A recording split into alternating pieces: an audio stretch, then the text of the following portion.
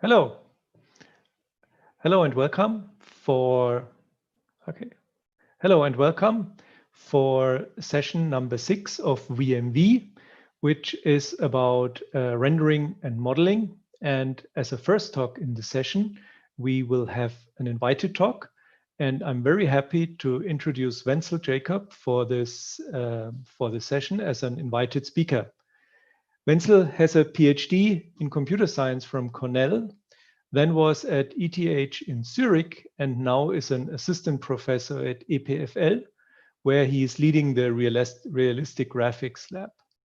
Wenzel has received the SIGGRAPH Significant Researcher Award and the Eurographics Young Researcher Award, but most people in the community probably also know him as a co-author of the book Physically Based Rendering and as the head behind the Mitsuba renderer.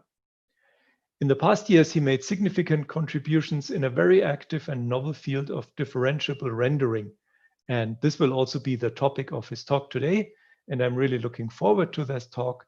And so please, Wenzel, the stage is yours. We are looking forward to your talk. Thanks, Marc. Thank you very much for the introduction. So let me just turn on the screen sharing. Here we go. All right, can you see my screen? Yes. Okay, great. All right, so yeah, thanks. This is going to be a talk about an introduction to physically based differentiable rendering.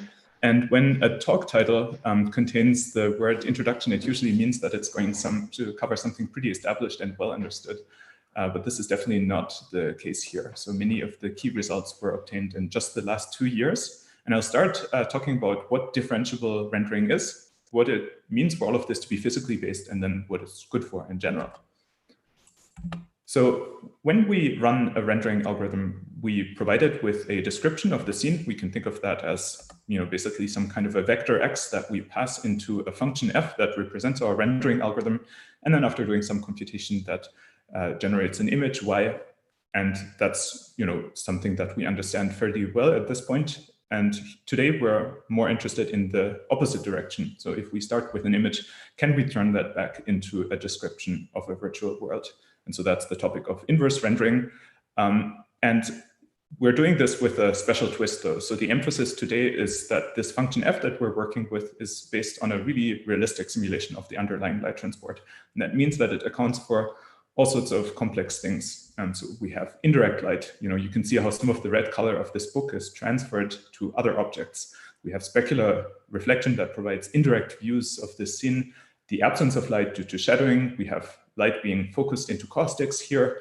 There's volumetric scattering that gives this milk its typical glow. There are various imperfections, dirty surfaces, scratches, and so on. So basically all of these things that we normally want in a rendering algorithm because it makes the image look good and realistic at the end. But it's interesting to think about that all of these effects are also something that makes going into the opposite direction difficult because all of these objects are now talking to each other using light. Everything is kind of a function of everything else. And so in this inversion, that's basically something that we have to account for. And so that makes the problem more difficult. So suppose we had such a highly realistic simulation that could be inverted. Then the next question is, what can one do with something like that? So I'll show a few examples from recent papers by my group for motivation, but this is really not an exhaustive list. So suppose you're given a bunch of images of an object from different viewpoints. Then if you have a renderer that can be inverted, then you could start in principle with a kind of a template shape that's a really crude approximation of this target. And then run an optimization process where we try and get closer and closer to the target. You can see how the material changes, the shape changes. Eventually, the algorithm even pushes out these little bumps of the starfish that you can see here. And this is kind of a simple example because we're doing this to an image that was rendered. So it's not too surprising that we can match it. But here's another example with a photograph where we're trying to match this pair, starting from a green blob, and then we optimize the shape, the material specularity, and so on. And this is really a very global process. So for instance, you can see that there are shadows in this image. The algorithm is actually making use of these shadows to provide additional cues about the silhouettes of the object seen from different directions. So light transport is something that's very global. And so we can also try and optimize these indirect effects that objects have on their environment. And one example of that is caustic design.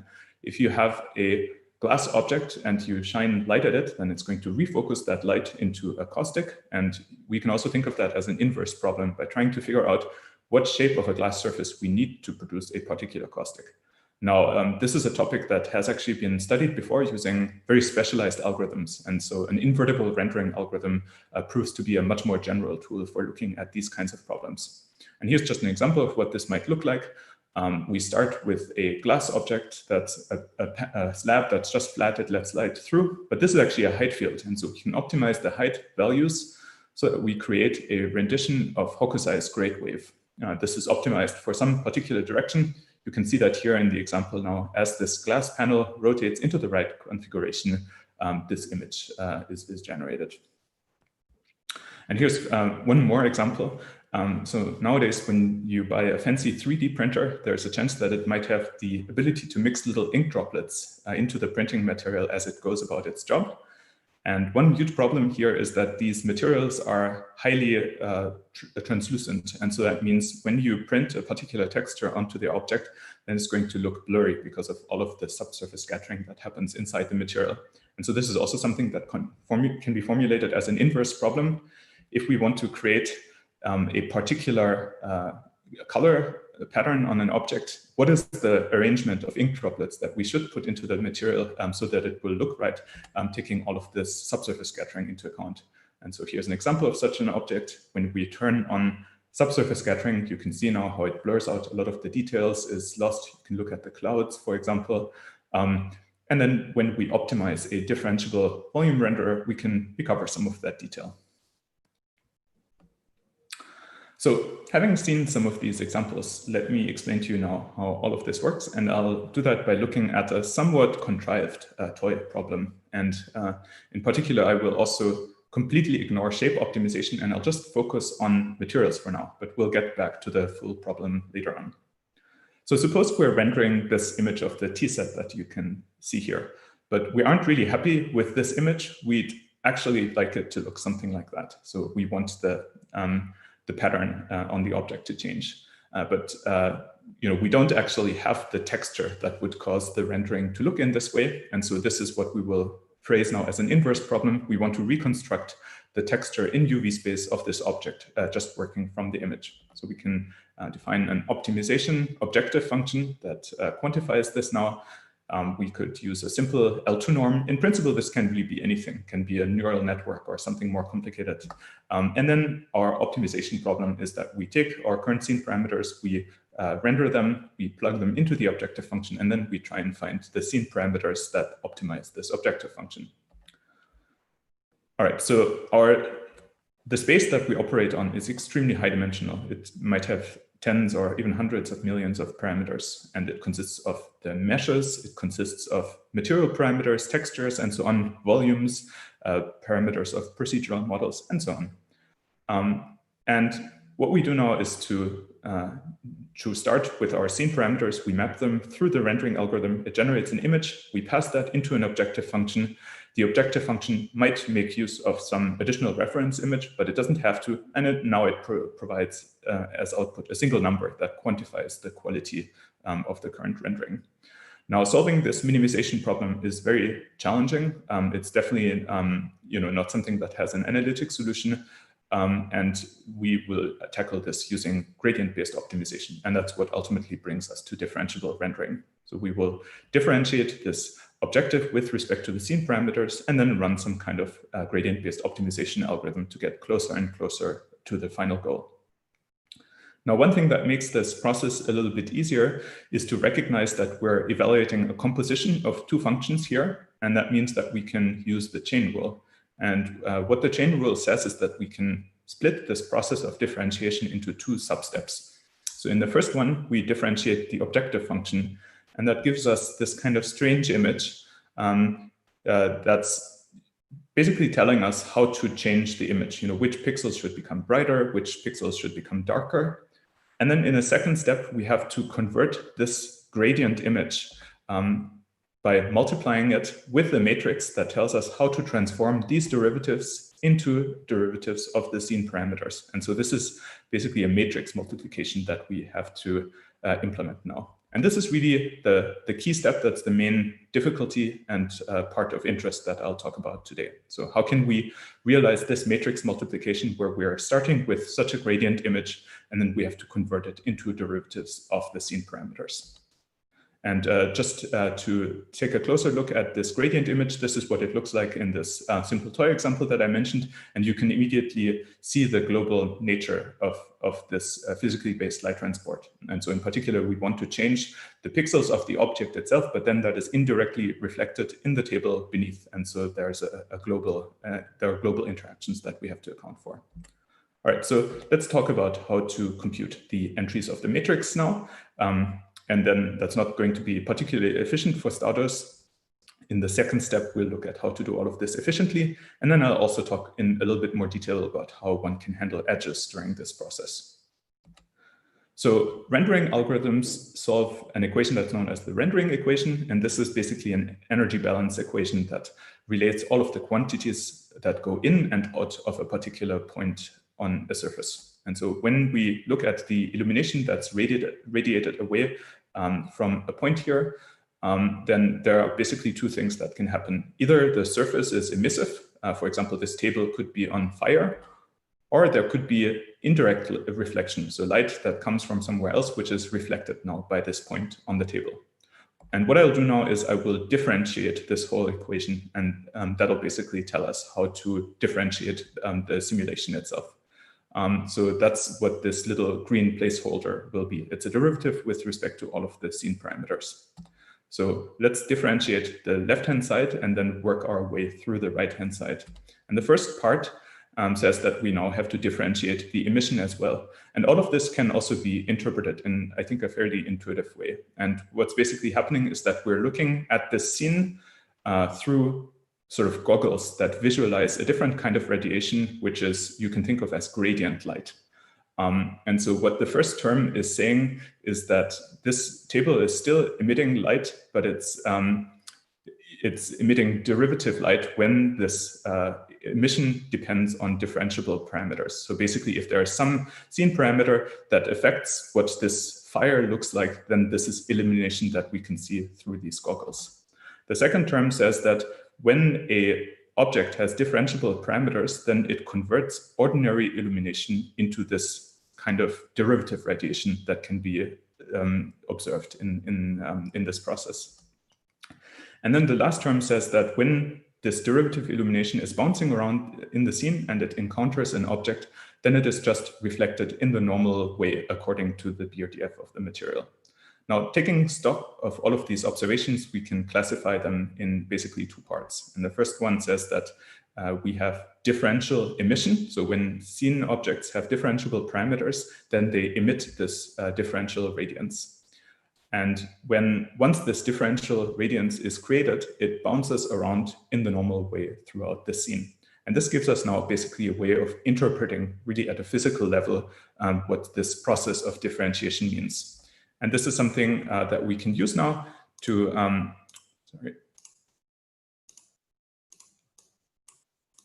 This is something that we can use now to differentiate the rendering equation to visualize particular parameters in the scene. You can see a teapot here, and suppose we're differentiating this teapot now with respect to one of the texels in the texture, and that's highlighted here in red. Now, what's going to happen is that this texel has an indirect reflect on other parts of the scene, and we can determine that by emitting this differentiable radiance from the red region and propagating it according to this equation, and then we'll get something that looks something like this. But now, remember, our goal was to evaluate the chain rule, and for this, we have to evaluate a matrix multiplication involving this derivative of the rendering algorithm. And in particular, we want to left multiply that matrix by a vector, which is this gradient image. And this is very much an operation that happens in image space, so we can actually move to the camera's viewpoint to understand it a little bit better. And so this is what things look like from the camera's point of view. We have different kinds of derivatives, in particular derivatives that apply because of the differentiable scene parameters that's shown in red. then we have this gradient image that says how the image itself should change. That's shown in blue. And now we're computing a discrete dot product between two of these signals. And that's highlighted using this pattern that you can see here. And performing this dot product for one particular parameter is going to compute 1 pixel in the scene gradients. And we have to do that process over and over again for all of the scene parameters. And then this is what it looks like. So you can see how the gradient image is progressively being filled in on the top left. So people have been using this kind of approach for a number of years, but there's a huge problem that we have to talk about, which is that this matrix becomes insanely huge. If we have 1 million pixels and 1 million parameters, we're talking about 4 terabytes of data that have to be stored and also computed. And the computation itself is also very expensive. And sometimes there are special matrices which have nice properties, things like sparsity or low rank. But the problem is that this particular matrix really doesn't have these properties. And so we can't benefit from specialized algorithms. And what I'll do now is take a step back and think a little bit more about how we really use differentiation in this process here, and to see if there are things that we can improve. And just to see things in a really simplified setting, we will forget about the rendering algorithm and just think about differentiating a function that computes a product between two numbers, x0 and x1, and then it adds a third one. And what we did just now with this differentiable Monte Carlo simulation a moment ago was that we basically wiggled around one of the inputs of the calculation, and then we wanted to see how that affects the output. But then we had to do this over and over again because the function actually had many inputs. We might have, tens of millions of scene parameters. And it turns out that this way of differentiating things is a standard design pattern, which is called forward mode differentiation. But this is actually not the only way to differentiate things. When there's a forward mode, then there's also a reverse mode. And this is what the reverse mode looks like. So here we wiggle around the output, and then we evaluate the chain rule in reverse to see how that affects the inputs. And this is much, much more efficient when the function has many inputs. In the context of neural networks, this algorithm is, of course, very well known, and it's called backpropagation. And that's what makes training of neural networks even possible, because there you also have the situation that you're dealing with functions that have many, many inputs, usually just one output, which is the loss. And so it's a perfect fit for that. And so having seen these two different ways of differentiating functions now, it seems like that we just used the wrong mode with our differentiable renderer. So we should have just used this reverse mode to start with. But there's a big problem that we have to face next. And that's really a peculiarity of this reverse mode differentiation. And it is that when you run your program, you run it from left to right. You perform the computation from inputs to outputs. But now this step of differentiating things is something that happens in the reverse direction. And so we need to be able to kind of turn around the execution flow of our program. And in practice, this is usually done by recording something while the program runs that is going to allow us to do this reversal. This could be a computation graph, some kind of a stack, or a tape. There are different ways of calling it, various subtleties depending on how exactly you do the differentiation. But the fact of the matter is that you have to remember something while you perform this program execution. So what's the problem with that? Well, when you take your rendering algorithm and now you differentiate it using this reverse mode, then things will work well for simple scenes. But as soon as you try and do something a little bit more elaborate, you will run out of memory. And the reason for this is just that this computation graph becomes insanely vast and messy. It's very unstructured. And part of the reason for this is just the nature of light transport. When light interacts with objects, it scatters, spreads out, and interacts with many different objects in the scene. And so as a result, we get this very incoherent calculation that's becoming very difficult to keep track of for complex light transport simulations. And this was the situation about 1 year ago, which was a little bit depressing. So we could take such a physically based renderer and simulate it in forward mode. And then we didn't have any memory problems, but it was just too slow for problems with many scene parameters because we needed to run a separate differentiable simulation per parameter. And this just doesn't work when you have millions of scene parameters. Then there was this reverse mode, which is in principle much more efficient, but the key issue here is really memory. This computation graph explodes in size, and so once your simulation is too complex, there's just no way to keep track of that. And so there's some good news. We've tried to understand these problems in more detail, specifically for the case of light transport simulation. And at SIGGRAPH 2020, we presented a paper with Merlin, Sebastian, and Benoit that I think solves this memory problem for good. And it's motivated by something that's called the adjoint sensitivity method, which is an algorithm from the area of optimal control. And what it does is to provide a way of differentiating things like ODEs that have a dependence on time. So imagine that we have a vector field, and this vector field is now influencing the trajectory of a particle. And so we can integrate that trajectory. We end up with a target position after we're done. And I'll suppose that we want to differentiate this whole process in reverse mode. Then you remember from earlier, that means now we have to reverse the way that the whole program executes. And here, in the case of an ODE solver, that means we have to integrate the ODE backwards in time. Well, for most problems that you can hand over to an ODE solver, this is actually very simple to do. You just reverse you integrate with a negative time argument, and that will bring you back to the starting point.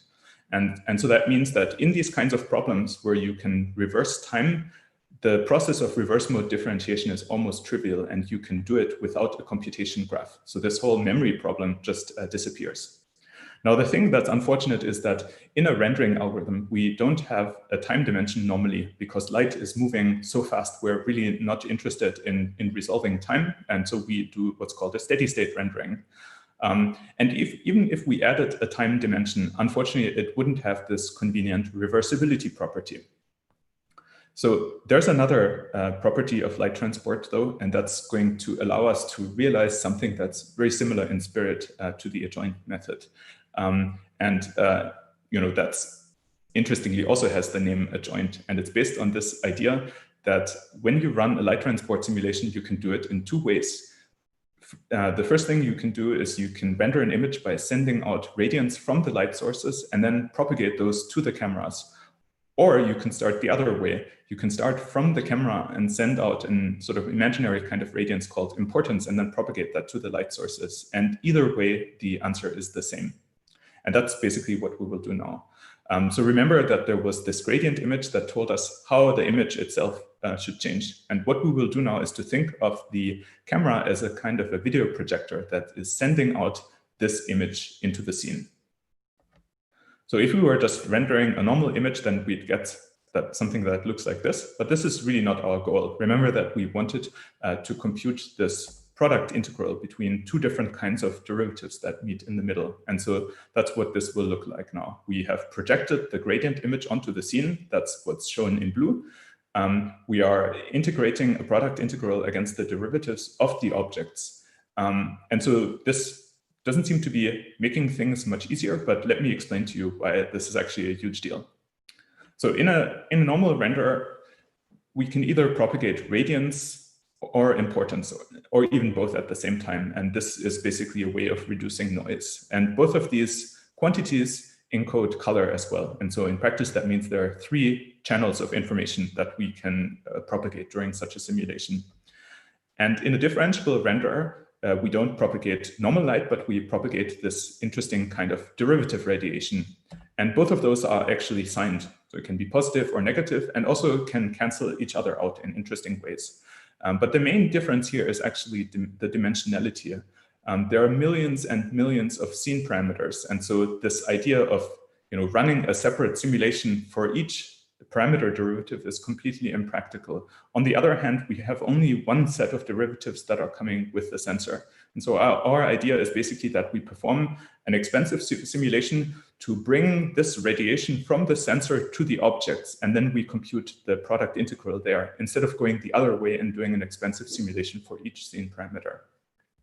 And there is another thing that makes this process very easy. So suppose that we have now, we've run a simulation, and now this derivative radiation arrives on a particular object. Then our task is to find out how this particular position is affected by this differential radiance. So that means we have to update the scene parameters related to that point. Well, once we reach a particular surface position, there are usually just a few scene parameters that are actually affected by that point. So in practice, it's going to be probably the BRDF, a few texture parameters that are close in UV space to the intersected position. And so what we now have to do is basically to backpropagate the derivatives through the BRDF to find the sensitivities of all of these different parameters. And that's actually simple enough that you don't even need automatic differentiation in principle. You can just work out the derivatives by hand because we've now really localized the process of computing derivatives. And so this makes the whole process much more efficient. I'll show some numbers shortly, but let me just show you an example of something that's pretty complex that we wouldn't have been able to do efficiently without this kind of an approach. So what you can see here is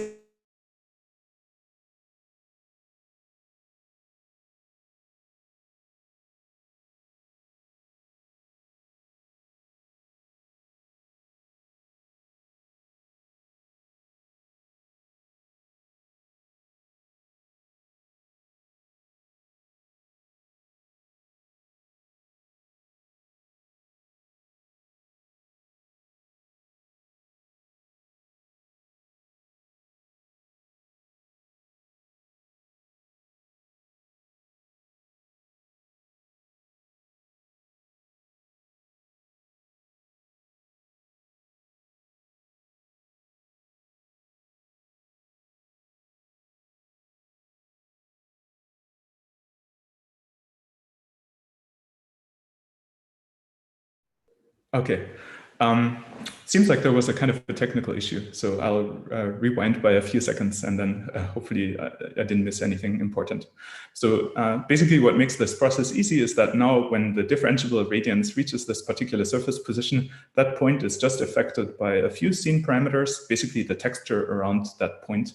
And so what we have to do now is to look at the BRDF, how it depends on the differentiable scene parameters, and then propagate the differential radiance all the way to those parameters. So basically, we only have to backpropagate through the BRDF, which is a much more local problem. It's so easy, in fact, at this point that you can probably just work out the derivatives by hand, and you don't even have to use a tool for automatic differentiation. So this makes the whole process much more efficient. And now I'll just show an example of something that would be very expensive to do without such an approach. What you can see here is a globe that's beneath a glass bulb, and we're starting with an initial configuration where the texture of this globe is simply the Mars texture, and then we want to optimize it to convert it into the Earth texture. Again, a somewhat contrived problem, but it's something that is good to look at to study the efficiency of the algorithm. So I'll show now a video. This has quite a bit of Monte Carlo noise, so I fear that it'll suffer a little bit during the encoding, but let's try.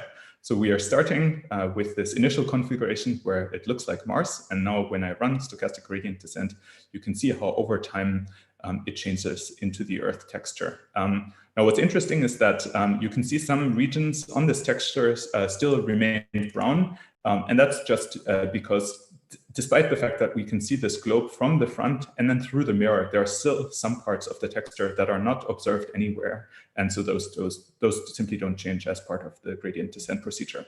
And here is another close-up view where you can see that. Yeah, now you can see that we are basically able to match this reference. It doesn't just work for surfaces, we can also optimize volumes.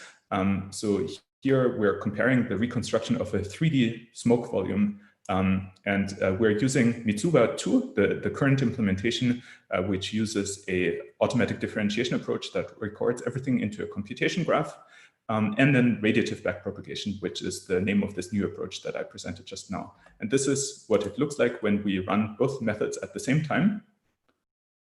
The target image is dark for some reason. All right, so this didn't quite work, but basically what I was meaning to show is that the Mitsuba 2 AD-based implementation is not able to perform even a single iteration of gradient descent in the whole time that it takes for this radiative backpropagation algorithm to converge, because it's much slower. And here's a plot showing the relative speedups. So for different scenes, different sample counts, in practice, it's about 40 up to about 1,000 times faster. And part of the reason is that maintaining this computation graph involves reading and writing GPU memory, lots and lots of it. And so when you no longer need to do that, that results in a really substantial acceleration of the algorithm. And so that's basically the summary from this project. this idea of transporting derivatives through a light transport simulation, that's just another kind of light transport problem, except that we have sort of weird sensors and weird emitters. But once you've converted it into this form, we can build really on decades of research on solving such problems. You can perform the original rendering and the differential rendering using completely different algorithms and still get the correct gradients. It's also orders of magnitude faster. And I think most importantly, it lifts this memory limitation that we've been running into before. So that's all I'll say about this. I want to focus now on another part, which are discontinuities. And so when you differentiate a renderer, one interesting issue that crops up are discontinuities due to visibility changes. And you will find those basically all over the place.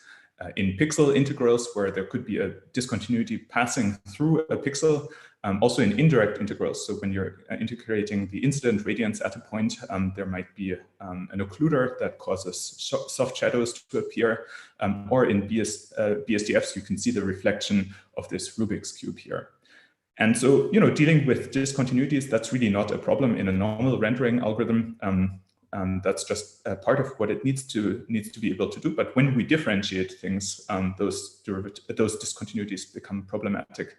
And in particular, the issue is not just that there are discontinuities, but that these discontinuities move around as a function of the scene parameters. All right. And so what this means is that when I just naively differentiate my rendering algorithm, unfortunately, the gradients that will come out are not going to be correct. And in particular, the issue here is that we basically, the assumption that we make is that when we have a derivative outside of an integral, that we can move the derivative inside. And this normally works perfectly fine, but when your rendering algorithm contains discontinuities, then these two things are no longer equal. And so what we want is the thing on the left side. And when we naively automatically differentiate our rendering algorithm, then what we will get is actually the thing on the right side. Now, in a seminal paper at SIGGRAPH Asia in 2018, Lee and colleagues presented a really nice way of fixing this problem. And so what they proposed to do is that you can just sample the edges directly.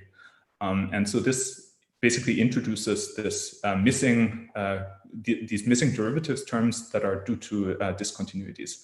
But there are some problems still with this approach.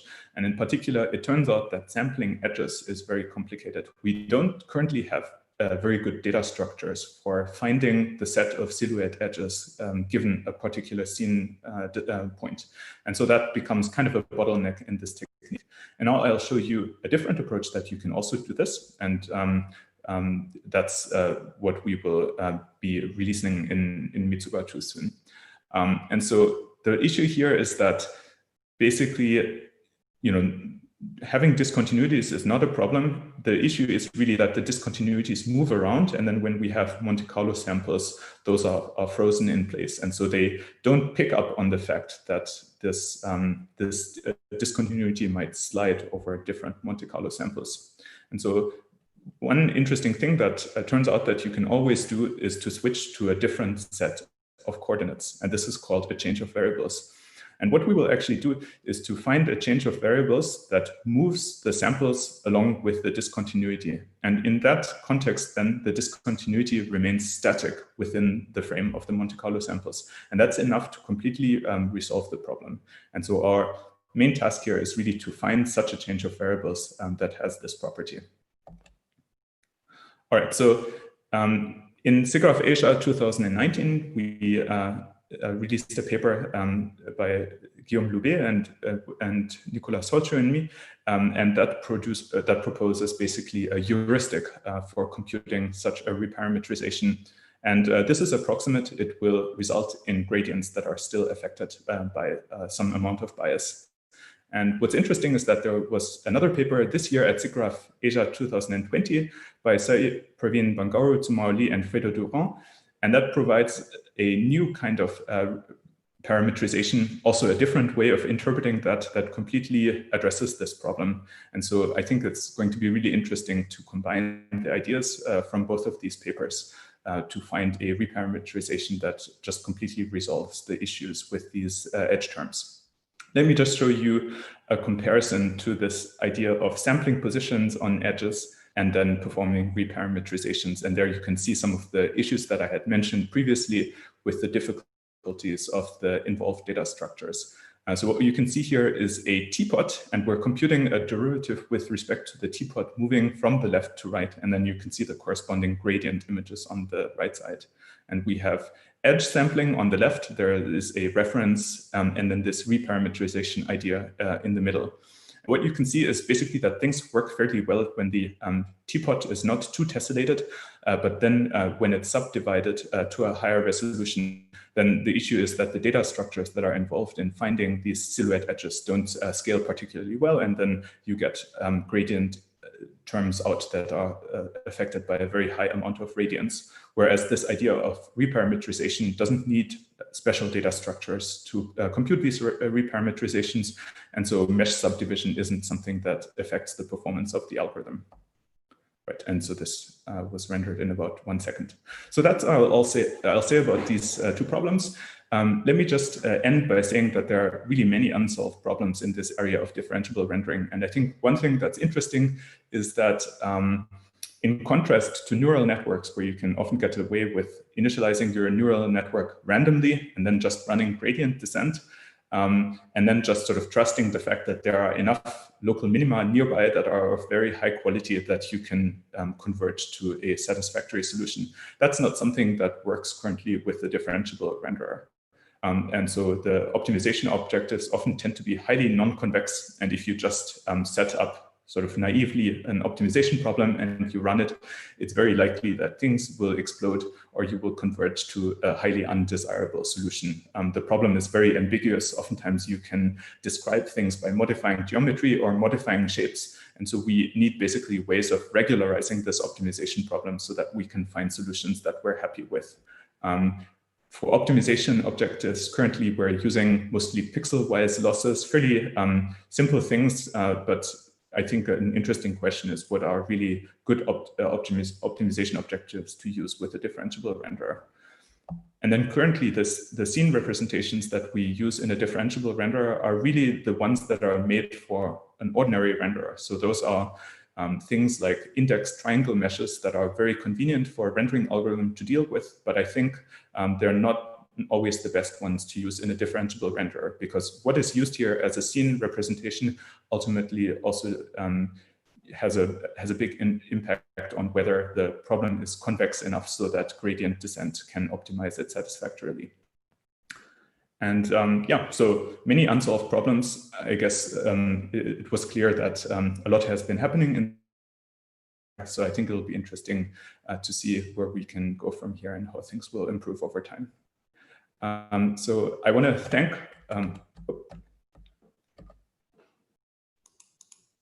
to thank my wonderful students and collaborators that have made these projects possible. And I'd also like to thank the artists, including my wife, Olesia, who designed the 3D models that were shown in this presentation. And finally, I'll close by saying that I'm looking for PhD students and postdocs. And so if these kinds of topics are interesting for you, then please do get in touch. Thank you.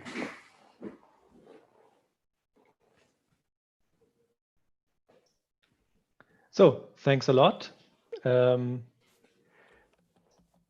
Okay, here I am. So thanks a lot for this really very, very impressive talk and these wonderful results. So there has up to now been only one question, and this was about differentiability. And I guess this has been answered in the second part of the talk. Mm-hmm. But what I wonder, the results that you've shown were rendered images, right? So for instance, with a globe. Yes, those were synthetic scenes. The one that I showed at the beginning with the pair, that was using photographs of an actual pair. So how in general, how well do these methods transfer to real world scenes? Yeah, I think that's a good question. I think I guess the problems are fundamentally the same as in applying that to synthetic scenes. Right now, it's just very fragile. So I don't want to really state that things are robust or in a satisfactory state of things at the moment. So this, this physically based aspect, that's an extra challenge. But in general, just the problem is that when you render an image, you plug the result into a loss function and then you optimize it. Very likely you will converge to things that you're not happy with. And so that's part of the problems that we have to solve right now. It's part of getting these methods to work is to set them up very carefully, regularizing things, introducing degrees of freedom in the right order so that the optimization is likely to find a good solution. Oftentimes things that we do, for instance, is that when we optimize a volume or a surface, we don't start with the high resolution thing, but we begin with a really coarse approximation, and then we run gradient descent for a few hundred iterations. Then we double the resolution, and we do that over and over again. So those are, sorts of tricks that we use right now to make the problem more convex. And that's really what is necessary to be able to use these methods. But I think in the future, it would be nice to figure out more principled ways and just make the algorithms themselves more robust, also that things just work out of the box. But we're not there yet. Yeah. Okay. Yeah, which is good. So there's still some work to do. Now, in the chat, there has been an interesting question. So Monte Carlo is always a noisy process. How much does this affect the quality and the efficiency of calculating derivatives? Yeah, so this is actually a good point. First one question is, are the gradients just affected by noise? So is there variance or is there also bias? And what is the role of bias and variance in the convergence of these algorithms? And I think we don't currently have a very good understanding of what kinds of biases are prohibitive and don't impede the convergence and what truly causes problems. So for instance, in this recent paper on radiative backpropagation, we actually have a variant of the algorithm that sort of intentionally computes the wrong gradients, which is a kind of a weird thing to set out to do. But these gradients, they are much less noisy. And so that's kind of interesting. They're biased. The unbiased, the mean of these gradients is not centered around where they're supposed to be. But in general, we find that these gradients work better during the optimization procedure than the corresponding unbiased ones. An interesting part of the problem is also that now with this, by using the chain rule, we've really split this process of differentiable rendering into two steps. And so the first one is the forward simulation, where we render a Monte Carlo image and we plug that into the objective function. And this you can do with any normal rendering algorithm. It doesn't need to be differentiable at all. And then we differentiate the objective function, we get this gradient image, and now there's the second process of propagating gradients through the rendering process itself. And so what's interesting is also that you have two different sliders. How many Monte Carlo samples do I use for the first stage, and how many do I use for the second stage?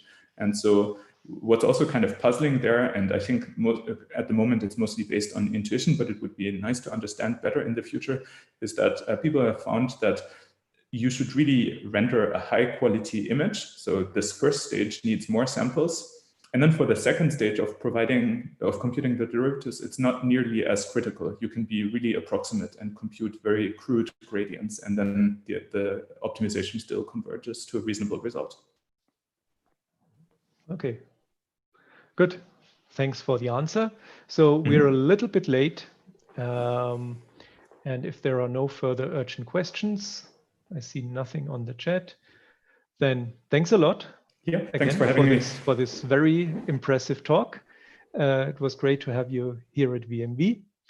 And so virtual applause, at least from my side, and surely also from the others. And then we will continue with the next talk. And this talk will be given by Hisanari Otsu. He is a postdoc together with a group of Carsten Dachsbacher at Karlsruhe University or Karlsruhe Institute of Technology. And Hisanari, would you please share your slides?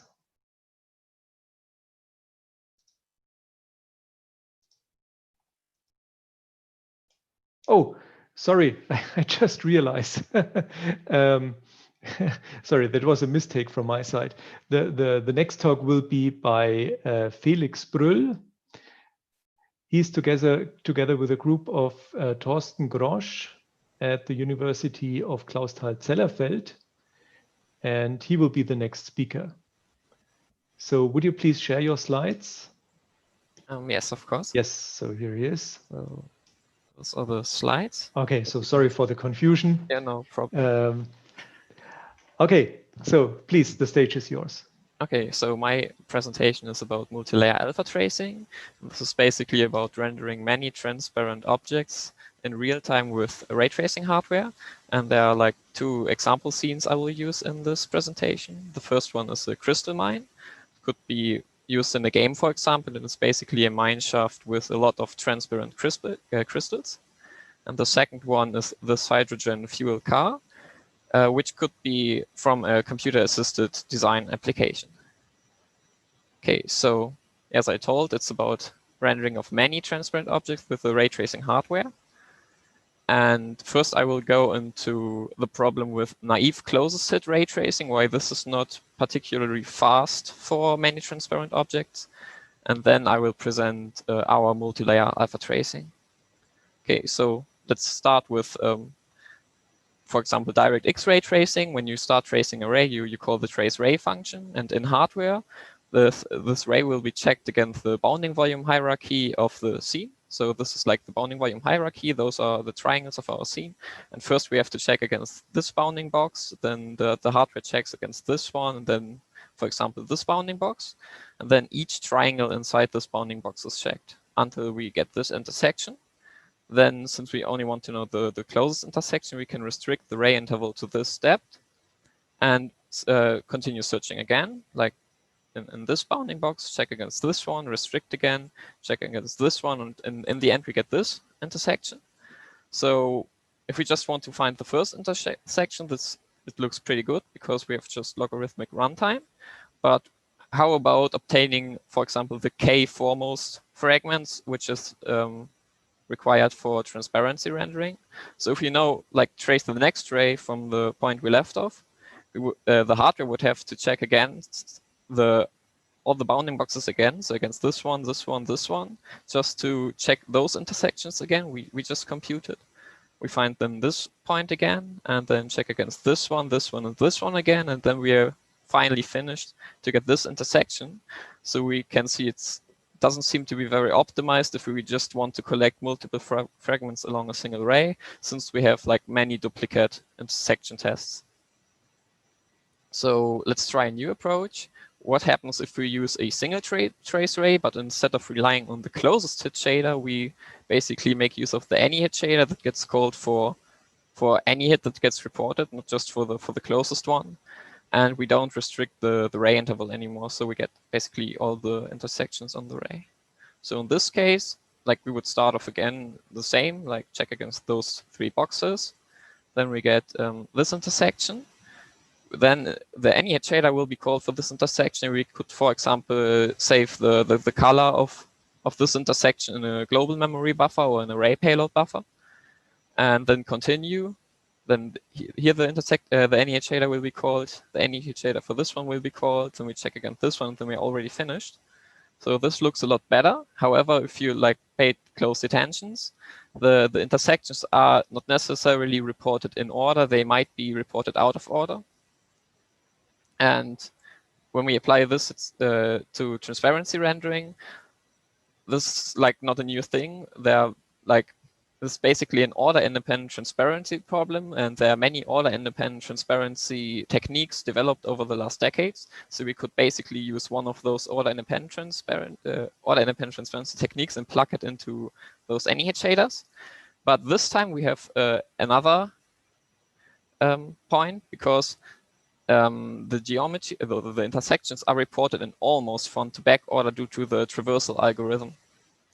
So it's not completely random as in the rasterizer. And that's basically what we did. In multi-layer alpha tracing, we plugged in a technique called multi-layer alpha blending. So I will explain this one pretty quick. And multi-layer alpha blending itself works similar to a K buffer. And for those unfamiliar with the K buffer, it basically just collects the k foremost fragments. So it's like usually 2, 4, or the 8 foremost fragments. So in this example for this teapot, when this is the pix array, those are the fragments along the array. And this is like the order in which the fragments are reported. We would then have a k buffer with 2 slots, have those 2 fragments saved. And when the blue one comes next, we would see that the blue one is located behind the green one. So the k buffer would just discard the fragment. But multi-layer alpha blending does something else. It merges those 2 fragments, and it merges this with the over operator. So it's basically doing alpha blending in an earlier step. And then we get this, this kind of color. And this works good up to a certain point. So when we insert the next element, the red one is inserted here. The orange one is merged with the green and blue one, since it's like always merged at the back. But now we have a problem when the yellow one arrives, because this one would be located in between here. But we already have merged all those fragments, and each k-buffer node only knows the color, the transmittance, and the depth. So in this case, the depth of the orange fragment. So we can't really insert it in between anymore. So the thing that multi-layer alpha blending does is just blending it behind. So correct merge is not always possible, and an erroneous insertion occurs when the new fragment is located within the merged node. And so what we did is, like, as I mentioned, it's like the same idea as multi-layer alpha blending, but with any hit ray tracing. And we did 2 optimizations. One optimization is we merge now at the foremost nodes instead of the last nodes. And this is due to the fact that an error occurs only when we insert something into a merged node. But we have observed that since the fragments almost arrive in front to back order, it allows some fragments to arrive out of order if we merge the foremost nodes. So like the number of erroneous insertions gets less when we move the merge node to the merge position to the foremost nodes. And the second one is we also thought of a new merge operator. Previously it was the over operator, which is defined like this in terms of pre-multiplied color and transmittance. So if we have one fragment here, A, and one fragment B, we would basically, the over operator would have the pre-multiplied color of A, which is color times alpha value, plus transmittance times the fragment behind to get the color. But in our case, for the merge node, we thought that the interpretation might be different, and the merge node does not it's not a single fragment, but it could be more interpreted like an area. So and in our case, we assumed that this area, since we only know one color and one transmittance, we just assume that this area A describes some kind of homogeneous volume with constant color and constant transmittance. And the new operator is called within. So we want to insert B within A at depth D, and we just defined it from 0 to 1 because it's easier to compute then. So the merge operator looks like this. I will just explain the last part. The entire derivation is in the paper. So volume A is some kind of homogeneous volume with constant transmittance. So after we went through volume A, we are left with transmittance TA, which means if we want to insert something at depth D, it is occluded, like the transmittance at this point is TA to the power of D. So it's TA to the power of D times the color of fragment B. And then we basically, this part is just the adjustment of this transmittance function for the second color. Okay, so let's look at the like the history from multi-layer alpha blending to multi-layer alpha tracing. So I will just show the different pictures because the actual pictures are actually that close to each other that if I just show them to you side by side, you probably won't see a difference. So I just have a highlighted difference, which uses structural dissimilarity. So we started with a simple multi-layer alpha blending, and the error is like this. If we then just plug multi-layer alpha blending into a ray tracer, Don't change anything else. So keep the over operator, merge up the last nodes. The error already gets less due to the almost ordered traversal. If we then merge at the first nodes, we can see that the error again significantly decreases. And by using the within operator, we see that we can further reduce the error. So here's some rendering times and comparison between multilayer alpha blending and multilayer alpha tracing. On the x-axis, we have the dissimilarity again, which is the error, which means the smaller the error, the better. And if we just pick out, for example, we have a multilayer alpha tracing in green and multilayer alpha blending in purple. If we just pick out a technique that uses 4 nodes, so 4 k-buffer nodes, we see that the multilayer alpha tracing approach has a significantly lower error, and the rendering time is almost the same. And the same is true for the car scene, so it performs a lot better. So, however, there are some failure cases in case our assumption of almost ordered front-to-back traversal does not hold. So we have like this, the mine theme again, the crystal mine, but we plugged a lot of smoke particles inside. And you see highlighted the star-shaped lamp and the crystals from the reference. And if we use the within operator, so the multi-layer alpha tracing approach with all optimizations, we get this one for the lamp, which is pretty good. But the crystals are far too, I'd say, far too visible than they should be. And this is because the assumption does not hold. So this is like a sketch from the scene. The camera is here. Those are the crystals. Those are those blanks. And the problem is we put all of the smoke particles into one bottom level acceleration structure from DirectX, and we put all the crystal fragments into one bottom level acceleration structure from DirectX. And the hardware seems to work like the following. If we start tracing array here, it will first call the NEH shader for all fragments inside the smoke bounding volume, because the array starts inside this bounding volume, so it will process all fragments like up to the end, and then it will process those fragments. So they are pretty basically out of order. In this case, it does not work really well. So in conclusion, multi-layer alpha tracing is faster than multi-layer alpha blending and produces a smaller error. It is also faster than like naive closest hit ray tracing. There are sometimes in the paper. And the within operator works pretty well to further diminish the error if the assumption holds that everything arrives kind of front to back. However, it has problems with those overlapping bounding boxes, as I just showed in the previous slide. But to be fair, this is not only like a problem for multi-layer alpha tracing, this also negatively impacts the ray tracing performance if you have largely overlapping bounding boxes. Okay, so that's it. Thank you for your attention. Okay. Thanks a lot for this nice and interesting talk.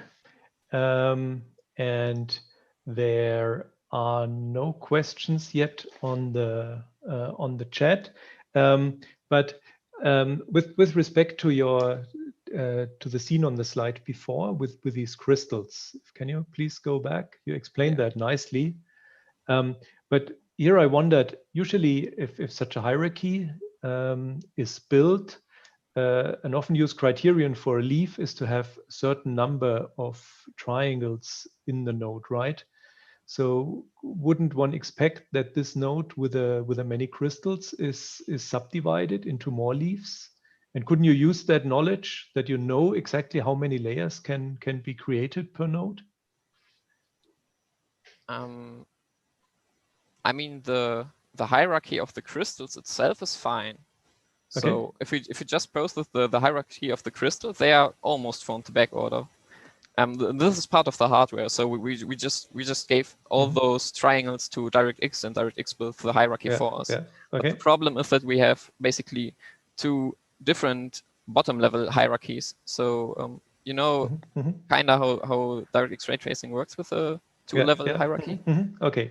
So the problem is that all of those, all of the triangles inside this, inside the smoke hierarchy get handled first, and then all of the triangles again. Okay. Okay. But Okay. They itself they are ordered. So the smoke particles are ordered in itself, and the crystals are ordered. Okay. So one solution would be to subdivide this big bounding box. I suppose. Okay, I see the point. And just to be sure, you always use 2 layers, right? In your examples. What exactly? I mean, you're merging using 2 layers. I mean, could you also use more layers, or am I wrong? Oh yeah. I'm only merging 2 layers. I suppose. Yes. Yeah. Okay. Good. And I mean, you use that for ray tracing, right? Exactly. Yes. Wouldn't that also be transferable to rasterization if you kind of pre-sort the scene using such an octree and then rasterize with a coarse pre-sorting from front to back? Yes, I think this would be possible actually. Okay. So I don't see why this shouldn't be possible. Yeah. Because I mean, basically if you roughly pre-sort the geometry exactly. and then do it. Yeah. I mean, if you have that anyhow for view frustum culling or stuff like that could transfer to this as well, right? Oh yeah, that's a good point. Yes. Yeah. Okay. Yeah. So I think it's a very, very smart and nice idea for a problem that is very well known and very old. Yes. It seems there are no further questions from the audience. So thanks a lot for this nice talk and virtual applause again. And then we will continue with the next talk. And the next speaker now will be Hisanari Otsu. So sorry for mixing that up. So he is with the Karlsruhe Institute of Technology in the group of Carsten Dachsbacher, and Johannes Hanika is also joint author. Hisanari is a postdoc there, and he will speak about portal-based path perturbation for Metropolis light transport. Please, your talk. Thank you. Okay, thank you for the introduction. Today I will talk about portal-based perturbation for Metropolis light transport. Rendering image is formulated by numerically solving an equation called the light transport equation. Nowadays, light transport simulation using Monte Carlo method has become the de facto standard tool for photorealistic rendering. Rendering with Monte Carlo method generates independent random transport paths, or just paths, that connect the light source and the camera through scattering event in the scene, and estimate the intensity contributed to the corresponding pixel position. In this research, we further focus on the family of method using Markov chain Monte Carlo method, or MCMC method. The rendering technique using MCMC is called MCMC rendering. MCMC rendering, instead of generating independent paths, utilizes correlated paths. A new path is generated based on the current path, for instance, by slightly changing the path vertex position on the surface. This operation of changing path is called mutation. Since the mutation only depends on the current path, the generated sequence of paths constitute a Markov chain. There are various types of MCMC method. Our approach is based on Metropolis Hastings algorithm. With this approach, we first generate a tentative path based on the current path, which is called the proposed path. Next, we determine the tentative path to be accepted or rejected according to the probability called acceptance probability. The acceptance probability is defined by the ratio of path contribution and transition probabilities. If the proposed path is accepted, the path becomes the next state.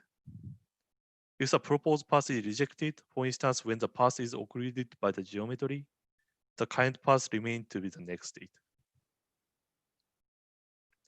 MCMC rendering is known to be effective for the scene containing changing visibility. For instance, a scene containing camera and the light being separated and connected by an opening surrounded by the geometry. In this research, we focus on more changing visibility configuration, where the opening surrounded by the geometry is extremely small. Unfortunately, the existing path mutation technique cannot efficiently handle this case, since the path mutation of the existing approaches depends on the edge perturbation around the path vertices. For instance, we will consider to perturb the highlighted edges in the figure. The transition kernel in this case is defined according to the angles around the path vertex. In other words, the rotation around the path vertex. But since the opening sounded by the geometry is quite small, the range of the proposal given the byte paths are heavily constrained by the surrounding geometry.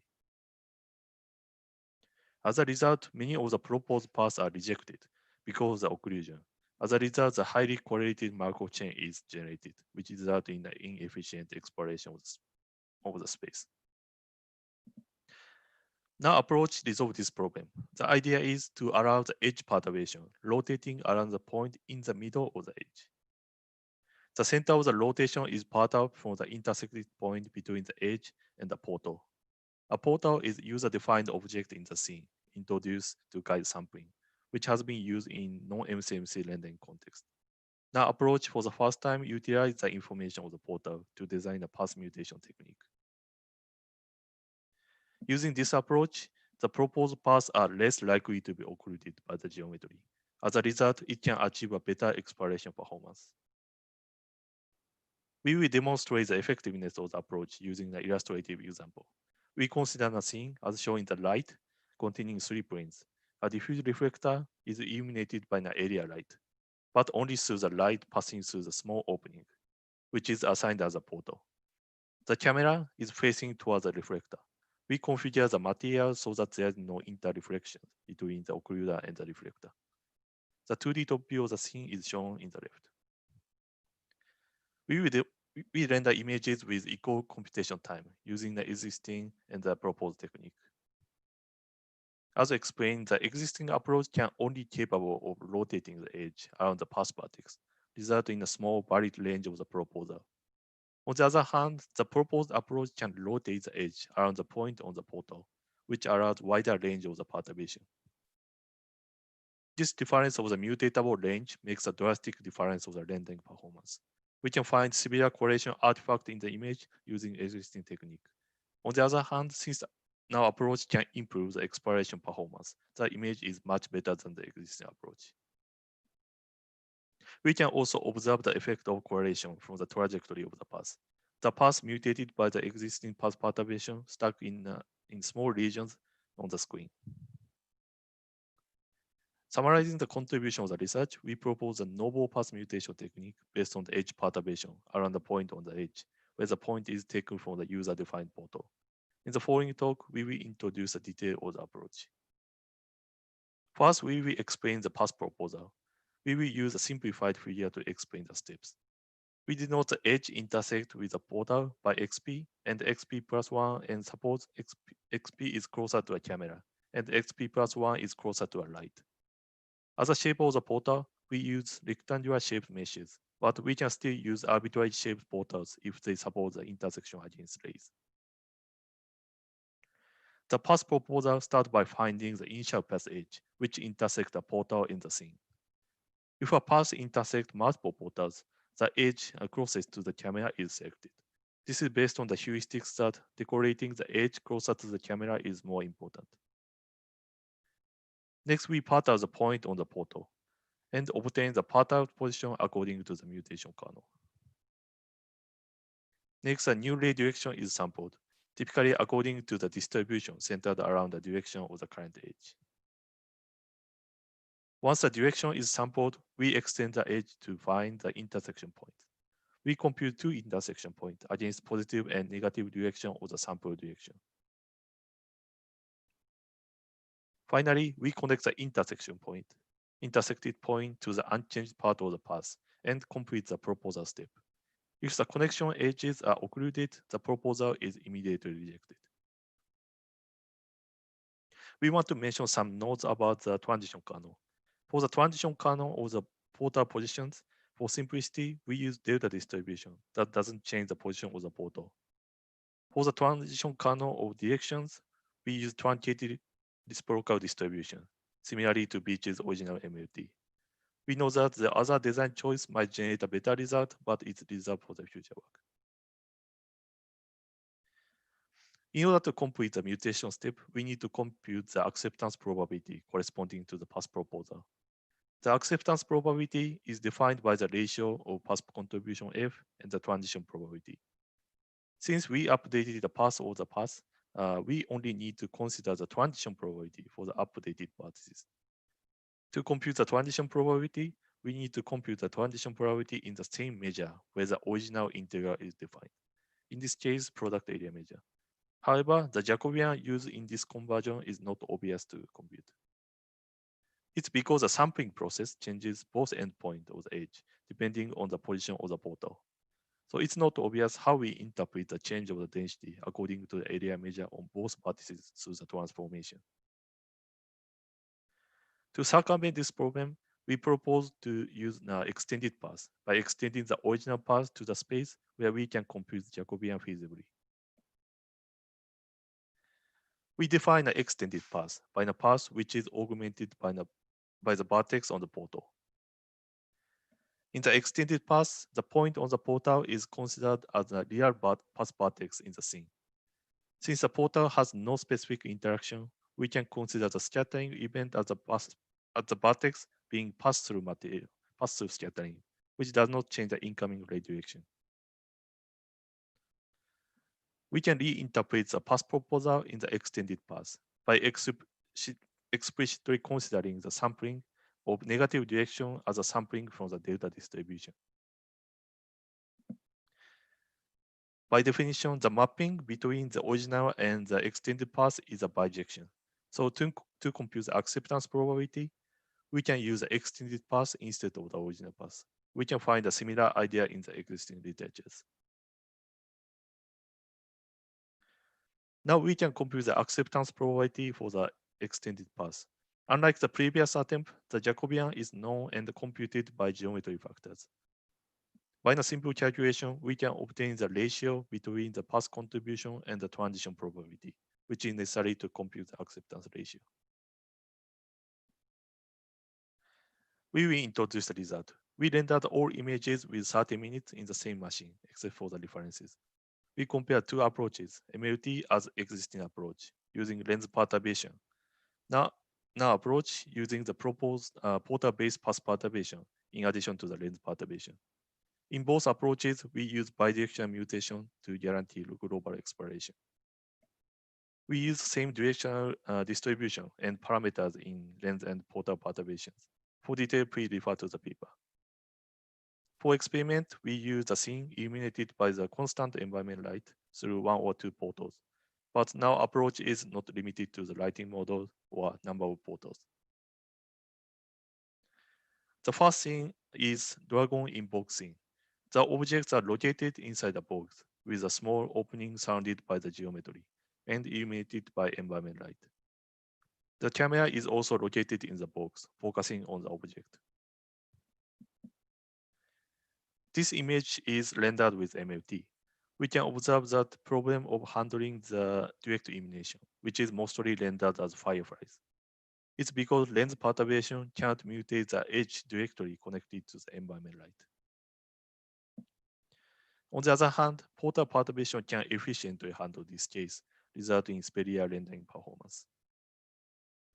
We can also see the effectiveness of the approach in the error distribution. As an error metric, we use relative RMZ. The next scene is also like the previous scene, where the room is only illuminated by the environment light from the outside, and geometries around the window makes difficult visibility. We assign a portal on the window. Compared to the result of MLT, now approach also generates better result. The same tendency can be seen in the error distributions.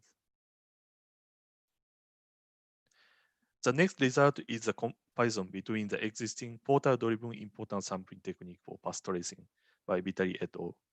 We denote this technique by portal PT. We selected 2 scenes to highlight the characteristics of the approaches. Both scenes are illuminated with a constant environment light and differs in the geometry, blocking the illumination from the exterior. Portal PT performs better if the object is directly illuminated through the portal. But now approach can handle more general configuration, For instance, when the object is illuminated indirectly from the surfaces.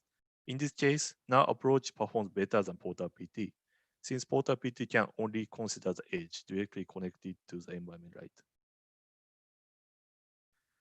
Lastly, we discussed the limitation of null approach. Null approach performs generally better for the directly illuminated surfaces by the light passing through the portals. But if the visible surfaces are mostly covered by the indirectly illuminated surfaces, the portal perturbation does not perform better. This means in this case, the portal perturbation cannot mutate the primary edges and cannot achieve image space exploration, which must be processed by other mutation strategies. To conclude, we presented the novel path mutation technique for MCMC rendering based on the edge perturbation around the point on the edge. The point is taken from a user-defined portal. Using this approach, we could achieve a better rendering performance to the scene with challenging geometric configuration, where the existing approaches fail to render efficiently. This is my end of my talk. Thank you. Thanks a lot for this nice and clear presentation. So virtual applause from my side. If there are questions from the audience, please send them to the chat. Right now, there are none yet, but I do have questions. So I think these portals, you have to define them manually, right? So for instance, for the scene on slide, I think it was 55 roughly, the bathroom scene, there it is clear. Yeah, here. No, so it's clear, it's the window. So the old idea of portals also transfers to mirrors. So in that scene, I was also thinking about whether the same idea would work for these mirrors here, which are obviously diffuse in that example, I think. Yes. So, but the problem is that our technique does not support the specular surfaces directly seen from the camera. Okay. It's partly because that this technique needs a direct connection between the camera and the primary hit point. Okay. And in order to find the connection between the 2 points through specular surface, maybe we need some advanced technique like the manifold exploration to connect these points. So okay. I guess it will be an interesting future work, but we haven't implemented that yet. Okay, now there's a question in the chat. How does the performance gain of your new mutation strategy depend on the size of the portal? That is a good question. So unfortunately, we haven't done that kind of experiment. But in the early stage of the experiment, the size of the portal actually affects the performance of the technique. So let me briefly explain that intuitively. So obviously, the big portals has a little gain from this technique because it is more likely to generate such a path with some existing path perturbation technique. So this technique is mainly focusing on the portal, which is relatively small. And the size, maybe you can give some intuition from this thing. So compared to the scene size, maybe the size of this window would be a good so maybe the guide for the design choice to select the portal size to gain the good performance. But of course, it depends on the scene, so we need further analysis for that. Okay. Yeah, maybe to carry that idea even a little bit further, one could even think of sort of one-sided portals. That would mean that you have a ray that just passes nearby an edge of an object. Yeah, then you only have kind of problems if you mutate your path so that this object is hit on this one side. Yeah, so only moving into one direction is problematic, but not into the other one. Did you think about, or would that be a reasonable idea to just look at rays that pass nearby objects and apply a similar strategy for these to avoid that they intersect the object? So I think that similar idea can be applicable to this kind of situations. So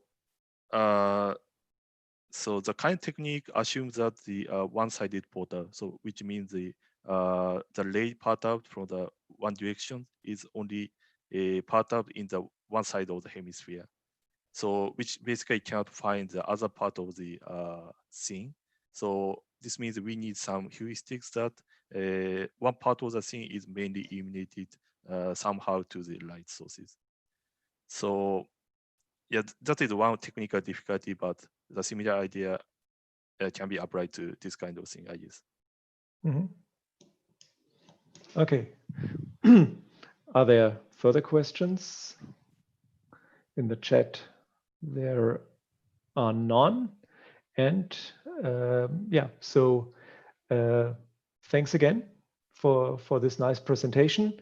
Thanks to you. Thanks to all the speakers of this very nice and interesting session.